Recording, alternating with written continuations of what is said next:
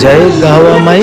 आज 2082 के शुभ दिन, फुलपाती के दिन, बहुत ही ज़्यादा दुख दर्द सहला के बाद बहुत ही ज़्यादा खुशी के साथ सीता हॉस्पिटल के धन्यवाद देते हुए सेफली घर के ओर प्रस्थान कर चुकल बा बेटा अपन माई संगे। माई दर्द में भी बहुत ज़्यादा खुश, बेटा के तथाए नहीं लगा था, लेकिन आज के दिन ओकर घर प्रवेश के दिन बेटा के ला हमेशा के ला एक गो सलाह रही, ना कोनो के साथ गलत करिए भाई, आ ना कबो गलत केहू करत रही तो देखिए पूरा जिम्मा तो ना ले लेबे, नेता तो ना बन जेबे, लेकिन इतना होके के चाहिए आ हमेशा अपने आप बन के रहे के बाद कोनो के इन्फ्लुएंस में आके गलत और नहीं के लागे के बाद, बस ये मोटो बेटा के ला रहे के परी आइए हमेशा लाइफ पर सिखावत रहे। पूरा फैमिली खुश बा, वेलकम काफ़ी ज़्यादा अच्छा तरीका से।